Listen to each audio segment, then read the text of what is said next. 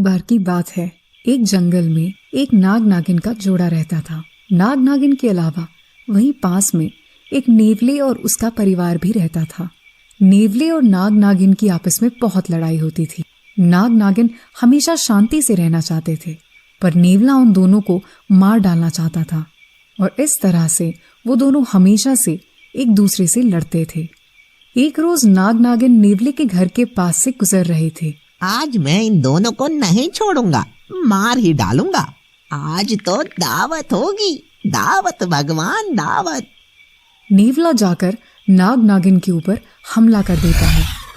नाग नागिन मानव रूप में थे और अचानक से हुए हमले के कारण नागिन को चोट आ जाती है और ये देखकर नाग को बहुत जोर से गुस्सा आता है। नाग अपने असली रूप में आकर एक काला बड़ा सांप बन जाता है।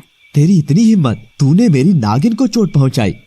हमने आज तक तुझे कभी कुछ नहीं बोला, लड़ाई भी हमेशा तूने ही की, मगर आज तू बचेगा नहीं। नाग गुस्से में जोर से फूंक मारकर नेवले पर ढेर सारा जहर डाल देता है और उसे पूंछ में लपेटकर काट काट कर मार डालता है। तभी नेवली नेवले को बचाने के लिए नागिन को मारने आती है, पर नागिन भी उसे मार डालती है। नाग नागिन उन दोनों को मारकर बहुत खुश होते हैं। अब हमें कोई खतरा नहीं है, हमने हमारे दुश्मन को खत्म कर दिया है। कि तभी नागिन को किसी के रोने की आवाज आती है। ये रोने की आवाज कहाँ से आ रही है? कौन से रोने की आवाज? मुझे तो कोई रोने की आवाज नहीं आ रही। रहने दो, तुम्हें नहीं पता। मैं गर्भवती हूँ तो मुझे ज्यादा महसूस होता है। तुम तो पागल हो। सुनो, ये आवाज तो यहाँ जमीन के अंदर से आ रही है। ये तो नेवले का घर है। तुम्हें इसके अंदर जाकर देखना चाहिए। नाग मानव रूप से सांप रूप में वापस आकर उस बिल के अंदर जाता है और अपने मुंह में पकड़कर एक नेवले के बच्चे को लेकर आता है। ये देखो, ये बच्चा तो नेवले का है। और हाँ, हमने इसके माँ बाप दोनों को मार दिया। हम इसे जंगल में अकेला छोड़ के नहीं जा सकते। अगर ऐसा किया तो जंगल के जानवर इसे मार कर खा जाएंगे। पर ये एक नेवला है, इसके साथ मैं कैसे रखेंगे? मुझे कुछ नहीं पता। मैं भी माँ बनने वाली हूँ और ऐसे में इस प्यारे छोटे बच्चे को अकेला नहीं छोड़ सकती। और नागिन जिद करके उस नेवले के बच्चे को घर ले आती है और दोनों उसे पालने लगते हैं और उसका नाम निवेश रख देते हैं। नाग नागिन के पास एक बोलने वाला तोता भी होता है जो उन्हें आसपास की बातें बताता था।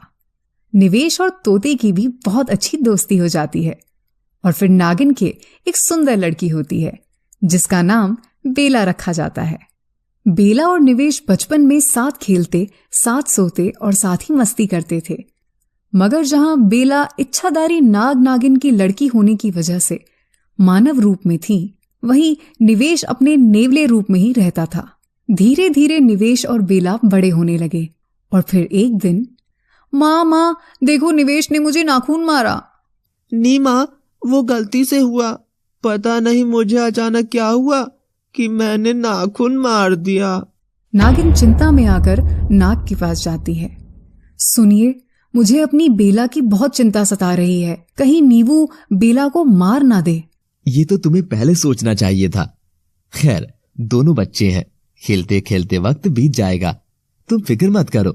वैसे भी बेला पूरी तरह नागिन बनी नहीं है, तो उससे निवेश को कोई खतरा नहीं होगा। और ऐसे ही लड़ते झगड़ते दोनों बड़े हो गए। जंगल में बेला अपने खुले बालों को लहराते हुए दौड़ती तो निवेश भी उसके पीछे पीछे दौड़ने लगता। धीरे धीरे बेला और निवेश में बहुत प्यार हो गया। दोनों एक दूसरे के बिना रहते ही नहीं थे। सुनो भगवान, तुम्हें जो डर था वो डर मुझे भी सता रहा है। अब बेला बड़ी हो गई है और उसमें से नागिन की गंध भी आने लगी है। निवेश कभी कभी उसे चोट पहुंचा सकता है। हाँ, तो अब हमें क्या करना चाहिए? हमें निवेश की परीक्षा लेनी चाहिए। नाग नागिन जंगल से दूर जाने का नाटक करते हैं और निवेश और बेला को अकेला छोड़ देते हैं और अपने तोते को उन पर नजर रखने के लिए कहते हैं। निवेश और बेला एक पेड़ के नीचे बैठे रहते हैं। बेला, क्या तुम भी मुझसे उतना ही प्रेम करती हो जितना मैं? हाँ, मैं तो बहुत प्रेम करती हूँ। तभी किसी की जोर से हंसने की आवाज आती है। दोनों देखते हैं ऊपर एक चील उड़ रही होती है। क्यों रे नेवले, तू उसी से प्रेम कर बैठा जिसके माँ बाप ने तेरे माँ बाप को मार डाला। मेरे माँ बाप को? पर मैं तो इन्हें जंगल में मिला था। कितना मूर्ख है तू। नाग नागिन ने मिलकर तेरे माँ बाप को धोखे से मार डाला था और तुझे बंदी बनाकर उठा लाए ताकि तू उम्र भर इनकी गुलामी करे। ये सुनते ही निवेश को बहुत जोर से झटका लगता है। निवेश क्रोध में आकर खड़ा होता है और बेला को चुनौती देने लगता है। कितना अच्छा नजारा है।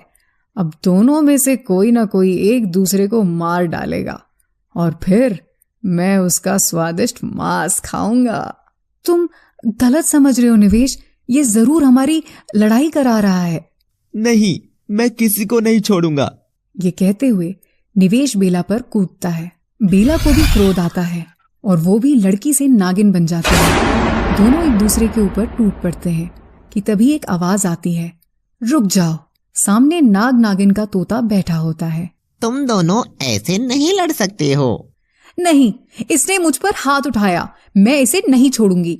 तुम्हें दिखाई नहीं देता? वो शैतान चील तुम दोनों की आपस में लड़ाई कराना चाह रहा है। क्योंकि तोते के पास भी जादुई शक्तियां थी तो वो नीवू को जादू से उस दिन का दृश्य दिखाता है। ये मैं क्या अनर्थ कर रहा था। मेरे दुष्ट माँ बाप ने जो गलत किया था मैं भी वही कर रहा था। नहीं, यही मेरा परिवार है। निवेश बेला को उठाता है। बेला नागिन रूप में ही थी और माफी मांगता है। निवेश एक पत्थर उठाकर चील की ओर फेंकता है जो उसे जाकर लग जाता है और वो डर के मारे उड़कर दूर चला जाता है। हे नाग देवता, मैं एक नेवला हूँ। मैं जानता हूँ एक नाग परिवार के साथ रहना मेरे जीवन के लिए बहुत मुश्किल है, किंतु अगर मैं मेरे इस परिवार के लिए जरा सा भी खतरा हूँ तो आप स्वयं मुझे मार डालें। ये सुनते ही बेला दौड़ कर आकर नीवू को उठाकर सीने से लगा लेती है। नहीं निवेश, मैं तुमसे बहुत प्यार करती हूँ। अगर तुम मुझे खा भी जाओ तब भी मैं तुमसे इतना ही प्यार करूंगी। तभी नाग नागिन प्रकट हो जाते हैं। माँ, बाबा, आप दोनों? हाँ, हम दोनों यहीं थे और सब देख रहे थे। हमने निवेश की परीक्षा ली कि कहीं वो तुम्हारे लिए खतरा तो नहीं है, पर निवेश तुमसे बहुत प्यार करता है और हम तुम दोनों की शादी करवाएंगे। नाग नागिन निवेश और बेला की शादी करवा देते हैं। जैसे ही निवेश की शादी बेला से होती है वो आधा नेवला और आधा नाग बन जाता है। माँ, ये क्या हुआ? निवेश ये क्या बन गया? तभी नागदेव प्रकट होते हैं। निवेश का सच्चा प्यार देखकर मैंने उसे कुछ सर्प शक्तियां प्रदान की हैं। अब वो नेवले के शरीर से मुक्त है और मानव रूप में आ सकता है। और तभी निवेश एक बहुत सुंदर मानव में बदल जाता है। बेला बहुत खुश होती है। दोनों गले लगते हैं और हंसी खुशी जिंदगी जीने लगते हैं। निवेश और बेला जंगल में एक पेड़ के नीचे बैठे होते हैं। बेला, तुम क्या मुझसे सच में इतना अधिक प्रेम करती हो जो एक नेवले के साथ रहने लग गई? अरे पागल, ये भी कोई पूछने की बात है? हम दोनों का बचपन एक साथ बीता है। मुझसे ज्यादा तुम्हें कौन प्यार करेगा? पर अगर कभी ऐसा हुआ कि मेरे अंदर का नेवला तुम्हें मार डाले तो? बेला सोच में पड़ जाती है और फिर जोर से हंसने लगती है। ये तुम ऐसी बहकी बहकी बातें क्यों कर रहे हो? ऐसा जरूरी नहीं कि तुम भी तुम्हारे माँ बाप जैसे निकलो। और दोनों एक दूसरे को गले लगा लेते हैं। तभी बेला चौंक कर निवेश से दूर हो जाती है। क्या हुआ बेला, तुम ठीक तो हो ना? मुझे ऐसा लगा जैसे कोई छुपकर हमें देख रहा हो। नहीं, ये जरूर तुम्हारा वहम होगा। यहाँ कोई नहीं है। दोनों घर वापस चले जाते हैं। तभी पेड़ के पीछे से एक और नेवला बाहर आता है। वो असल में कोई नेवली थी। कितने खुश लग रहे हैं दोनों, पर मैं इन्हें खुश रहने नहीं दूंगी। मुझे बदला तो लेना ही होगा। नेवली एक तांत्रिक के पास जाती है। ऐ शक्तिशाली बाबा, मेरी मदद करो। कौन हो तुम और मेरे पास क्यों आई हो? बाबा, मेरा नाम निव्या है। मैं उन्हीं नेवला और नेवली की बेटी हूँ जिन्हें उन दुष्ट नाग नागिन ने मिलकर मार डाला और मेरे परिवार का अंत कर दिया। तो तुम कैसे बच गई? जिस दिन मेरे माँ बाबा नाग नागिन से लड़ रहे थे, उसी रोज बाबा ने मुझे जंगल से दूर किसी काम से भेजा था। और जब मैं काम कर कर लौटी तो मैंने देखा कि वो दुष्ट नाग नागिन मेरे माँ बाबा को मार रहे हैं। मैं उन्हें बचाना चाहती थी, पर मुझे मेरे बाबा ने भाग जाने का इशारा कर दिया। तो अब मुझसे क्या चाहती हो? उस चालाक परिवार ने पहले मेरे माँ बाबा को मारा और फिर मेरे ही छोटे भाई निवेश को भी काबू में कर लिया। मुझे बदला लेना है बाबा, मुझे शक्ति चाहिए। पर बदले में मुझे क्या मिलेगा? वो एक नाग नागिन का जोड़ा है जिनके पास नागमणि भी होगी। अगर वो मैं आपको लाकर दे दूं तो आप सबसे शक्तिशाली तांत्रिक बन जाओगे। तांत्रिक लालच में आकर निव्या को वेश बदलने की शक्तियां दे देता है। लो, अब तुम इच्छाधारी नेवली बन चुकी हो, जो किसी भी मानव या उसकी किसी चीज के स्पर्श से कुछ देर के लिए उसके जैसी बन सकती है। कुछ देर के लिए बस? हाँ, और ध्यान रहे, अगर वो असली इंसान तुम्हारे सामने आ जाएगा तो तुम्हारा ये छल भी उसके सामने आ जाएगा और तुम वापस एक नेवली बन जाओगी। निव्या तांत्रिक को हाथ जोड़कर धन्यवाद कहकर वापस जंगल में आती है। नाग नागिन, अब मैं तुम्हारे पूरे परिवार का नाश कर दूंगी, कोई नहीं बचेगा। पर अगर मेरा भाई मेरा साथ दे तो मैं आराम से इस काम को अंजाम दे सकती हूँ। मुझे निवेश से बात करनी होगी। निव्या नाग नागिन के घर के पास जाती है और देखती है कि नागिन जंगल की ओर जा रही है। अगर मैं नागिन बनकर बेला को निवेश से दूर कर दूं तो मुझे निवेश से बात करने का अधिक समय मिल जाएगा। और वो नागिन का रूप लेने की सोचती है। निव्या नागिन के बाहर सूख रहे कपड़ों को छूकर तुरंत नागिन बन जाती है और बेला के पास जाती है। बेला बिटिया, अरे ओ बेला बिटिया। जी माँ, ये आप कैसे बोल रही हैं? नहीं, वो मुझे बस तुम पर प्यार आ गया था। वो मुझे शिव की पूजा करनी है तो तुम थोड़े बेलपत्र ले आओगी? क्यों नहीं माँ, मैं अभी लेकर आई। और वो चली जाती है। जैसे ही बेला बाहर आने वाली थी, निव्या उसके बालों को स्पर्श कर देती है और बेला का रूप ले लेती है। अब मुझे निवेश के पास जाकर कुछ ऐसा करना होगा जिससे निवेश बेला से नफरत करने लगे। निवेश, कहाँ हो तुम? मैं तो यही हूँ कमरे में, अभी तो तुम मिलकर गई थी। हाँ, मैं भी ना कितनी पागल हूँ, तुम्हें आंखों के सामने ना देखूं तो बेचैन हो जाती हूँ। क्या बात है, आज सुबह सुबह मेरी नागिन को मुझ पर बड़ा प्यार आ रहा है। हाँ, क्यों नहीं आएगा। हम दोनों को मिलाया भी नियति नहीं है। ना मेरे माँ बाबा तुम्हारे माँ बाबा को इतनी बुरी तरह से मारते और ना तुम यहाँ होते, नहीं तो मैं भी सबका काम तमाम कर चुकी होती। निवेश चौंक जाता है। कितनी अजीब बात है ना निवेश, तुम नेवला होकर नाग परिवार में आ गए, पर अगर तुम अपने परिवार के पास होते तो क्या तुम मिलते? हाँ, मगर तुम तुम्हारे माँ बाबा से जरूर मिल पाते। ये आज तुम कैसी बातें कर रही हो? क्या हो गया है तुम्हें? मैं सब जानती हूँ निवेश, तुम्हें मेरे माँ बाबा पर क्रोध आ रहा होगा कि उन्होंने तुम्हें अनाथ कर दिया, पर अब तो तुम नेवला नहीं रहे और देखो, अब तो तुम्हारी पहचान भी नाग ही बन गई। बस करो बेला, आज ये कैसी बातें कर रही हो? मैं उन सब चीजों के बारे में नहीं सोचना चाहता। मेरा परिवार बस यही है और कोई नहीं है, और मैं नेवला ही हूँ, यही मेरी पहचान है। निव्या बेला को जंगल से लौटकर आता हुआ देख लेती है। हाँ, जानती हूँ, आज के बाद मैं कभी इस बात का जिक्र नहीं करूंगी और तुम भी भूल जाना कि मैंने कभी ऐसा कुछ कहा था। और वो बाहर आ जाती है। बेला बेलपत्र के पत्ते अपनी माँ को देने जाती है तो देखती है वहां पर तो कोई नहीं था और वो पत्ते रखकर चली जाती है। निव्या दूर जाकर नेवली के रूप में आ जाती है और आगे की तरकीब बनाती है। इधर निवेश। बेला ने आज जो बातें कही हैं, मुझे उसके बारे में नहीं सोचना चाहिए। अब से मेरा परिवार यही है और मैं इन सबसे बहुत प्यार करता हूँ। निव्या ये देखकर चौंक जाती है। अरे बेवकूफ भाई, क्या हो गया तुझे? तुझे तो तेरे माँ बाप की मौत का बदला लेना चाहिए था, पर अब मुझे ही कुछ करना होगा। निव्या इस बार निवेश का वेश बदलकर बेला के पास जाती है और बेला की पीठ पर नाखून से घाव बना देती है। ये तुम क्या कर रहे हो निवेश? मुझे मार क्यों रहे हो? वो सुबह जो तुम बकवास कर रही थी ना, ये उसी का बदला है। कैसी बकवास? अब तुम्हें मेरी बातें बकवास लगने लगी? तेवर तो देखो तुम्हारे। मैं कैसे भूल गया कि तुम आखिर हो तो उनकी ही बेटी जिन्होंने मेरे माँ बाप को मिलकर मार डाला था। तभी कमरे में नागिन आ जाती है। क्योंकि निवेश भी नेवला था और निव्या भी, इसलिए कोई भी नेवले की गंध को पहचान नहीं पाते। माँ देखो, इसने क्या किया और ये कैसी बातें कर रहा है, मुझे डर लग रहा है माँ। मेरा बस चले तो मैं तो तुम्हें खा जाऊं, पर वो बस तुमसे प्यार करता हूँ ना, तो कुछ करता नहीं हूँ। ये देखकर नागिन निवेश को वहाँ से भगा देती है और बेला भी नाराज हो जाती है। तभी असली निवेश घर आता है। बेला, ये देखो, मैं तुम्हारे लिए फूल लाया हूँ, तुम्हें पसंद है ना? बेला और नागिन दोनों ही निवेश से बात नहीं करते। मुझे तुमसे कोई बात नहीं करनी, तुम जाओ यहाँ से। निवेश को कुछ समझ नहीं आता और वो चला जाता है। निव्या ऐसे ही धीरे धीरे निवेश और बेला के बीच में दूरियां पैदा कर देती है।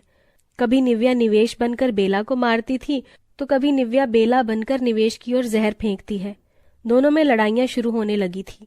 नाग नागिन को कुछ बहुत अजीब लगता है। सुनिए, आपको क्या लगता है कि हमारा निवेश अपनी बेला के साथ ऐसा कुछ क्यों कर रहा है? नहीं, मुझे ऐसा नहीं लगता है। कुछ तो बहुत गड़बड़ चल रहा है जो हमें नजर नहीं आ रहा है। स्वामी, हमें इसका पता लगाना बहुत जरूरी है, नहीं तो ऐसा ही रहा तो बेला और निवेश एक दूसरे का खून कर देंगे। निव्या ये सब छुपकर सुन रही थी और उसे नाग नागिन का घर बर्बाद होता देखकर बहुत खुशी हो रही थी। बस बहुत जल्दी निवेश को ये एहसास हो जाएगा कि ये नाग नागिन का परिवार इसका परिवार नहीं है, बल्कि ये खूनी है। फिर मैं और मेरा भाई दोनों मिलकर इस पूरे खानदान को खा जाएंगे। हा हा हा हा हा। नाग नागिन भोलेनाथ की तपस्या करने के लिए पहाड़ों में जाने की सोचते हैं और निवेश और बेला को अकेला छोड़ देते हैं। मैं जानती हूँ तुम दोनों की अभी बहुत लड़ाइयाँ हो रही हैं, पर तुम दोनों हमेशा याद रखना कि तुम दोनों एक दूसरे का प्यार हो और कोई तीसरा तुम्हारे बीच ना आने पाए। बेला और निवेश एक दूसरे की ओर देखते हैं और नाग नागिन चले जाते हैं। निवेश, आखिर हम लड़ क्यों रहे हैं? मैं नहीं जानता बेला, मुझे आखिर हुआ क्या है और तुम भी इतनी नाराज क्यों रहती हो? दोनों रोते हुए गले मिलते हैं। जो हुआ उसे भूल जाओ निवेश, हम दोनों एक दूसरे से बहुत प्यार करते हैं। हमारे बीच में कभी भी कोई तीसरा नहीं आ सकता। निवेश मानव रूप से आधा नाग और आधा नेवला रूप में आ जाता है। हाँ बेला, मैं भी तुमसे बहुत प्यार करता हूँ। मैं तुम्हें कभी चोट नहीं पहुँचाऊंगा। बेला के आंसू पोंछते हुए पूंछ हिलाने लगता है, जिसे देखकर बेला बहुत हंसती है। दोनों खुशी खुशी कमरे में चले जाते हैं। निव्या दूर खड़े होकर गुस्से में ये सब देख रही थी और जोर से चिल्लाती है, छी, प्यार ही प्यार, इनका प्यार तो मुझे मेरा बदला कभी पूरा करने नहीं देगा। तांत्रिक की दी हुई शक्तियों के साथ मुझे कुछ आइडिया सोचना होगा। नाग नागिन, मैं नहीं छोड़ूंगी तुम्हारे परिवार को। चालाक नागिन, तूने जो मेरे भाई पर जादू किया है, मैं उस जादू को मेरी नफरत से खत्म कर दूंगी। अब देखना तू मैं क्या करती हूँ।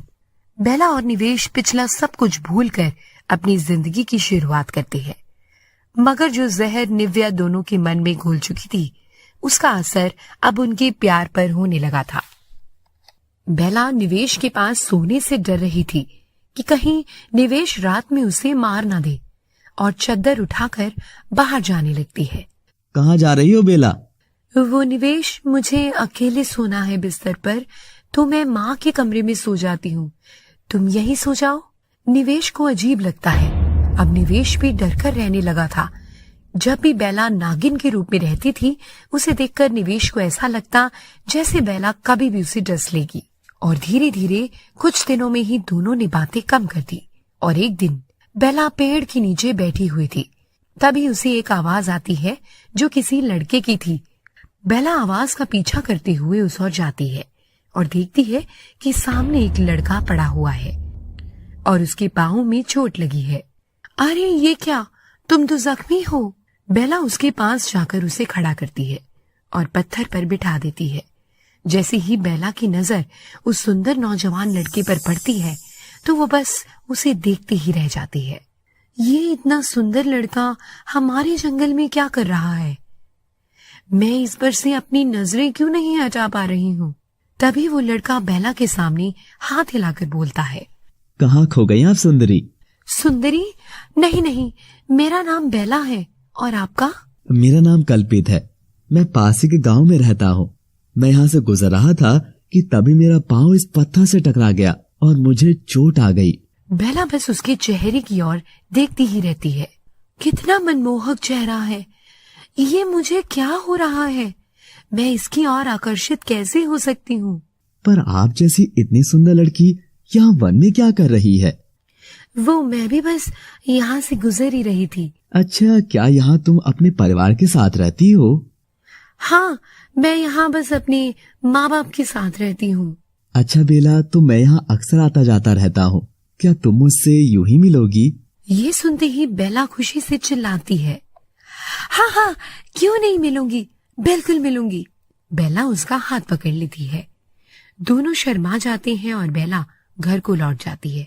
अब बेला और कल्पित बनी हुई निव्या दोनों रोज मिलने लगती हैं। धीरे धीरे बेला निवेश से एकदम दूर हो जाती है और निवेश बेला से। और एक दिन बेला के माँ बाप नाग नागिन वापस लौटकर आ जाते हैं और देखते हैं कि बेला और निवेश एक दूसरे से पहले से भी अधिक नाराज हैं। ये देखकर नाग नागिन बहुत दुखी होते हैं और इस ओर कल्पित बेला को फिर से मिलने बुलाता है। बेला, मुझे तुमसे प्यार हो गया है और मैं अपनी पूरी जिंदगी सिर्फ तुम्हारे साथ ही बिताना चाहता हूँ। ये सुनते ही बेला झूम उठती है और कल्पित के गले लग जाती है। मैंने तो जिस दिन तुम्हें पहली बार देखा था, मुझे तभी तुमसे प्यार हो गया था। मैं भी बस तुम्हारे पास ही रहना चाहती हूँ। और बेला निवेश के बारे में बिल्कुल भी नहीं सोचती और अपने घर लौट जाती है। बेला, तुम कहाँ रहती हो आजकल? ना तुम मेरे पास बैठती हो, ना ही कोई बात करती हो मुझसे। मुझे तुमसे कोई बात नहीं करनी। बेला अपनी माँ बाबा के पास जाती है। माँ, मैं अब यहाँ नहीं रहना चाहती। मुझे एक इंसान से प्रेम हो गया है। पर बेला, निवेश तुम्हारा पति है। माँ, अनजाने में किया हुआ प्यार था निवेश मेरा, पर मैं अब निवेश से प्यार नहीं करती। ये क्या बेवकूफी है बेला? ये क्या हो गया है तुम्हें? हाँ, मैं तो बेवकूफ थी जो इस अजीब से आधे नेवले और आधे सांप से प्यार कर बैठी। पर आप दोनों तो समझदार थे ना, मुझे क्यों नहीं रोका? बेला गुस्से में घर छोड़कर चली जाती है। उधर निवेश ये देखकर बहुत रोता है और वो भी चला जाता है। निव्या दूर खड़ी होकर ये सब देखकर खुश हो रही थी। अब नाग नागिन एकदम अकेले हो चुके हैं, पर बेला को थोड़ा और कमजोर करना होगा। कि तभी वो कल्पित का रूप लेकर बेला के पास जाती है। कल्पित, मैं तुम्हारे लिए सब छोड़कर आ गई हूँ। कल्पित और बेला गले मिलते हैं और साथ रहने लगते हैं। निवेश भी अपनी जिंदगी जंगल में बिताने लगा था कि तभी निवेश के सामने एक सुंदर सी कन्या आकर खड़ी हो जाती है, जो निव्या होती है। कौन हो तुम बहन? बहन ही तो हूँ मैं तुम्हारी निवेश। मेरा नाम निव्या है। बहन? मेरी बहन? पर मेरी तो कोई बहन नहीं है। तुम्हें नहीं पता, पर मैं तुम्हारी बड़ी बहन हूँ और यहाँ हमारे माँ बाबा की मौत का बदला लेने आई हूँ। निव्या, तुम ऐसा कुछ नहीं करोगी। वो नाग नागिन अब मेरे भी माँ बाप हैं। तुम्हें दिखाई क्यों नहीं दे रहा निवेश? उन्होंने चाल चलकर हमारा परिवार खत्म कर दिया और तुमसे तुम्हारी नेवला होने की पहचान तक छीन ली। तुम क्या बन गए हो, देखो जरा। निवेश पानी में खुद को आधा नेवला और आधा सांप बना देखता है और उसे क्रोध आ जाता है। तुम ठीक कह रही हो, आखिर अपना तो अपना ही होता है। मैं इतने दिन से यहाँ भटक रहा हूँ, पर मुझे लेने कोई नहीं आया। आओ दीदी, हम दोनों मिलकर उन्हें सबक सिखाते हैं। निव्या निवेश को अपनी ओर कर बहुत खुश होती है। उधर कल्पित बनी निव्या बेला से बदला लेने की धुन में इतनी पागल हो जाती है कि ये भूल जाती है कि उसके पास मानव रूप लेने की शक्तियां बहुत निश्चित समय के लिए है। निव्या रात में सोने से पहले कल्पित बन जाती और बेला के सोने के बाद वापस नेवली बन जाती। फिर सुबह होने से पहले फिर से मानव रूप लेकर काम का बहाना लेकर चली जाती थी। कुछ दिन यूं ही बीतते गए। एक रोज बेला की आंख रात में ही खुल जाती है और वो देखती है कि उसके बगल में कल्पित नहीं है, मगर किसी जानवर के बाल पड़े हैं। बेला उन बालों को उठाकर सूंघती है और फिर सो जाती है। अगले दिन निव्या निवेश के साथ मिलकर नाग नागिन के घर पर हमला करने के लिए जाती है। निव्या जैसे ही उनके घर पर हमला करती है, सामने से बेला आकर नागिन रूप में खड़ी हो जाती है। बेला, तुम? पर तुम्हें तो मैंने दूर भेज दिया था। हा हा हा हा हा। क्यों नेवली, तुम्हें लगा था तुम ही हमारे साथ खेल खेल रही थी? असल में तुम कभी जान ही नहीं सकी, जो भी हो रहा था वो हमारी मर्जी से हो रहा था। जब हम दोनों बहुत परेशान थे और तपस्या करने के बहाने से घर से दूर गए थे, तभी उन्होंने एक तरकीब बताई थी और मन की शक्ति से इन सब के पीछे कौन है ये पता लगाया। तुम्हें क्या लगा मूर्ख लड़की, हमें कुछ पता नहीं है? हम यहीं छुपकर तुम्हारी सारी हरकतें देख रहे थे। तभी निवेश भी निव्या की ओर से हटकर बेला के पास खड़ा होकर आधा नेवला और आधा नाग बन जाता है। निवेश, तुम भी? हाँ, मैं तो उसी दिन समझ गया था जब तुमने बेला को बेलपत्र लेने भेजा था और खुद बेला बन गई थी। पर कैसे? क्योंकि मेरी माँ मुझे कभी बेल पत्र के पत्ते लेने नहीं भेजती है। बचपन में वहां एक शिकारी ने मुझे पकड़ लिया था, तभी से मेरी माँ मुझे उस जगह से दूर रखती है। और फिर धीरे धीरे हम सभी तुम्हारी हरकत समझ गए थे। इतना सुनते ही सब हंसने लगते हैं। निव्या को बहुत जोर से क्रोध आता है, पर मैं फिर भी तुम सबको मार डालूंगी। तभी बेला अपने हाथ में कुछ रखती है और नागिन उस पर मंत्र जाप करती है। ये तुम क्या कर रही हो मायावी नागिन? मायावी तो तू है जो किसी तांत्रिक की उधार की शक्तियों पर गुरूर कर रही है। ये तेरी उन्हीं शक्तियों का इलाज है। तुझे क्या लगा मुझे पता नहीं था कि तू कोई कल्पित नहीं बल्कि वही नेवली है जो मुझे मेरे निवेश से दूर करना चाह रही थी। उस दिन जब तू मानव रूप छोड़कर असली रूप में आई थी, तब मैंने तेरे बिस्तर से तेरे मायावी बालों को उठाकर रख लिया था।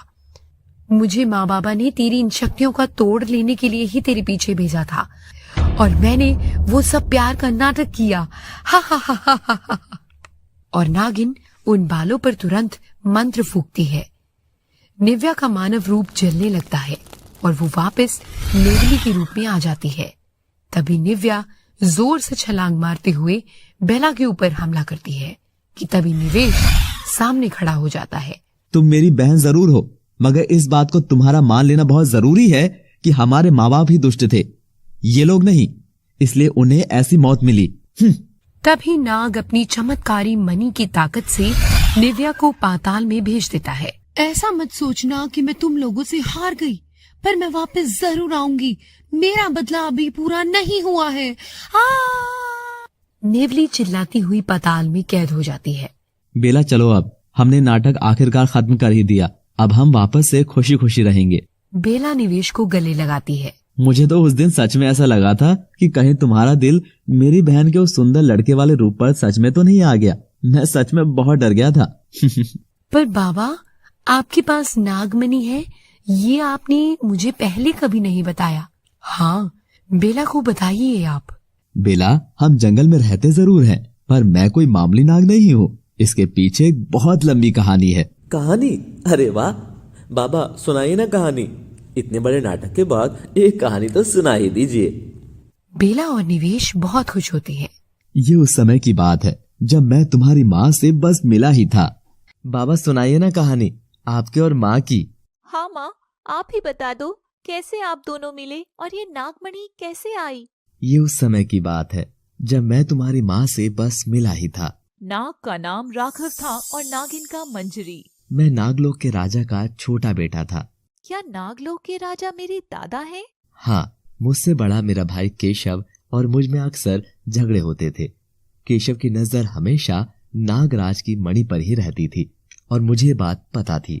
एक दिन बाबा ने हम दोनों को बुलाया और कहा कि अगर मेरी नागमणि को प्राप्त करना चाहते हो तो उसके बदले में तुम्हें अपने प्यार की बलि देकर मेरे पास लाना होगा और बदले में ये नागमणि उसी की। पर पिताजी, मैं तो किसी से प्रेम नहीं करता। अब तुम्हें मणि के लिए प्रेम करना भी सीखना होगा मेरे बच्चे। और मैं और केशव नागलोक से पृथ्वीलोक पर आ गए, इसी जंगल में। और बस फिर ये मेरी जिंदगी में आए। वो कैसे बाबा? मैं और केशव एक ऐसी चीज को तलाश करने लगे जिससे हम प्रेम कर सकें। राघव और केशव दो अलग अलग दिशाओं में चले गए और प्रेम की तलाश करने लगे। क्या है ये प्रेम, कहाँ मिलेगा? मुझे जल्दी से किसी को ढूंढकर झूठा प्रेम करना होगा और फिर उसे मारकर मैं वो नागमणि को हासिल कर लूंगा। इधर राघव चलते चलते एक नदी के किनारे आ जाता है और देखता है सामने एक लड़की गीले बालों को सुखा रही है। इतनी सुंदर कन्या, इस कन्या को तो देखकर कोई भी प्रेम कर ले। राघव कन्या के पास जाता है। हे सुंदरी, आपका नाम क्या है? मेरा नाम मंजरी है।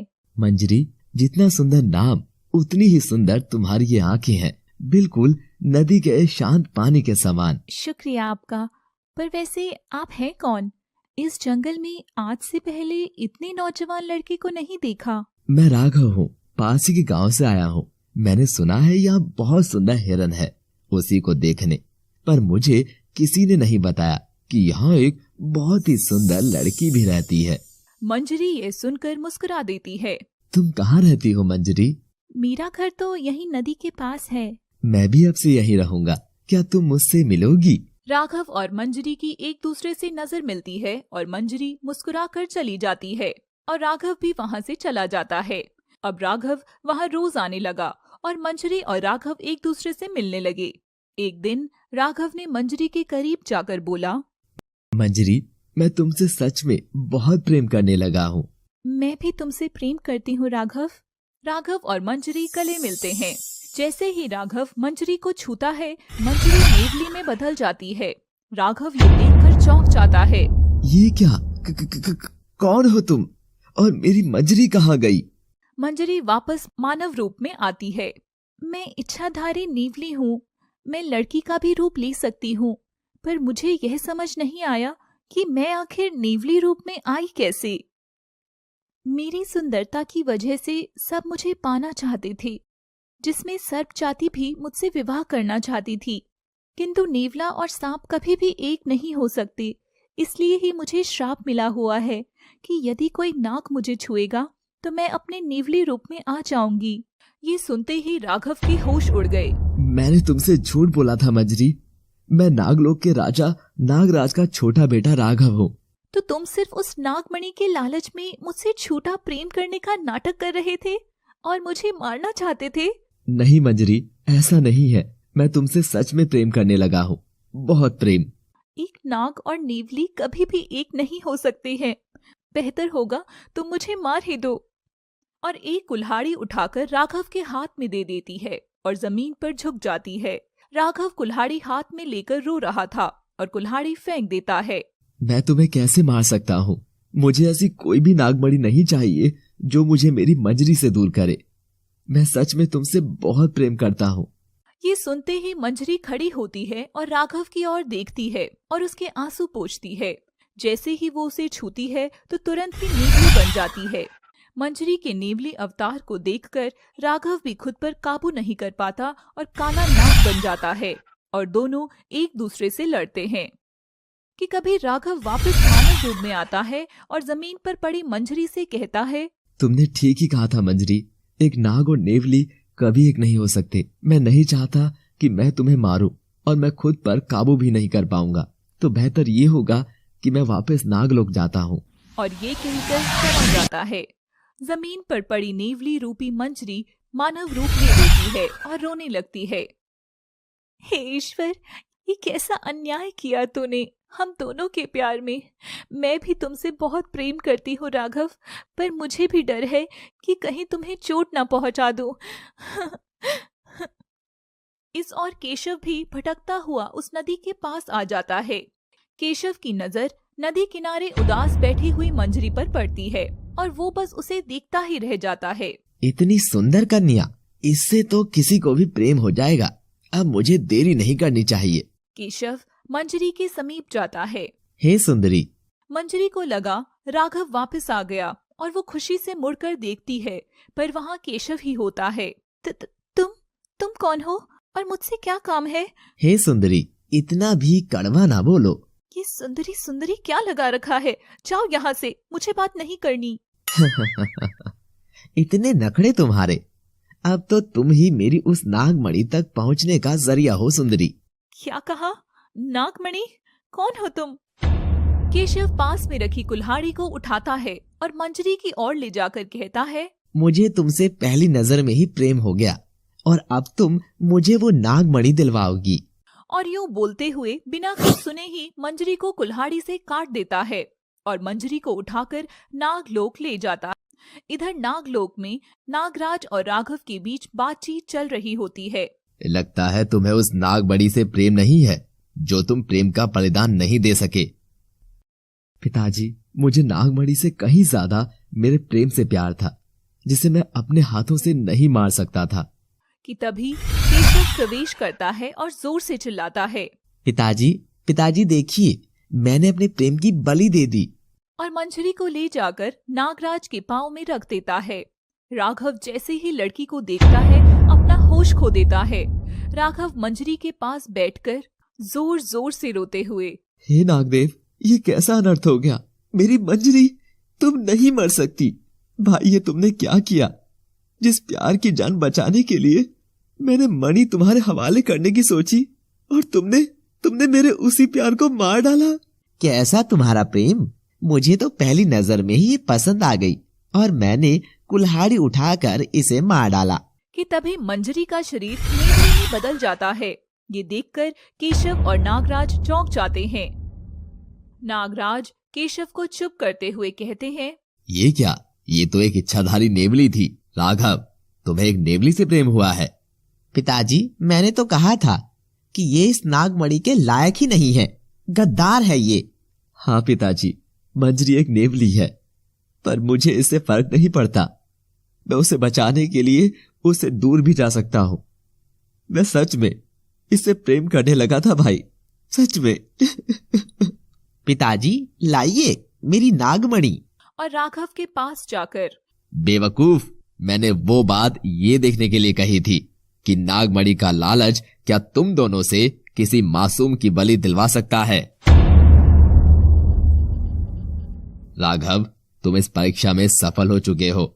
मन के प्रेम से बड़ा कोई प्रेम नहीं है, किसी नागमणि का भी नहीं। और केशव को नागलोक से निकाल देता है। ऐसी सफलता किस काम की पिताजी, जिसमें मैंने अपनी मंजरी को खो दिया। फिक्र मत करो बेटा, तुम्हारी मंजरी ठीक हो जाएगी। और नागराज उस नागमणि को मंजरी के सर पर लगा देते हैं। जैसे ही नागमणि मंजरी को छूती है, मंजरी लड़की के रूप में जिंदा हो जाती है। राघव, मैं यहाँ कैसे? राघव मंजरी को सारी बात बताता है और उसके पास जाकर उसका हाथ थामता है। जैसे ही राघव मंजरी को छूता है, वो वापस से नेवली रूप में आ जाती है। ये देखकर नागराज मंजरी को आशीर्वाद देकर उस श्राप से मुक्त कर देते हैं और तभी नागदेव प्रकट हो जाते हैं। सभी नागदेव को प्रणाम करते हैं। राघव, तुमने नागलोक का मान रखा है, इसीलिए मैं मंजरी को नाग शक्तियां प्रदान करता हूँ। और गायब हो जाते हैं और फिर मंजरी नागिन रूप में आ जाती है। ये देखते ही राघव खुशी से मंजरी को गले लगा लेता है, नागराज नागमणि मंजरी को देते हुए। ये नागमणि तुम्हारे नागिन रूप को समय के साथ और मजबूत करेगी, मगर ध्यान रहे, तुम्हारे नेवली का बस रूप तुमसे अलग हुआ है, पर नेवली के गुण नहीं। और मंजरी और राघव खुश होकर जमीन पर आ जाते हैं। माँ, आप नेवली हैं? हाँ बेटा, नागिन रूप से पहले मैं नेवली ही थी और निवेश के माँ बाबा मेरे बहुत अच्छे दोस्त थे, इसलिए उस दिन जंगल में निवेश को मैं छोड़ नहीं सकी। ये सुनकर निवेश बहुत चौंक जाता है। पृथ्वी लोक पर आने पर जब एक दिन मैं उन लोगों से मिलने गई थी। आ गई गद्दार, हमारे दुश्मन से विवाह करके तूने हम नेवलों पे दाग लगा दिया है, चली जा यहाँ से। और ऐसे निवेश के माँ बाबा ने हमें दुश्मन मान लिया, पर मैं और तुम्हारे बाबा हर चीज से लड़ना जानते थे और अपनी जिंदगी खुशी खुशी जीने लगे। और फिर तुम दोनों मेरी जिंदगी में आए और हमारा परिवार पूरा हो गया। सब खुशी खुशी एक दूसरे को थामे हुए घर के अंदर चले जाते हैं।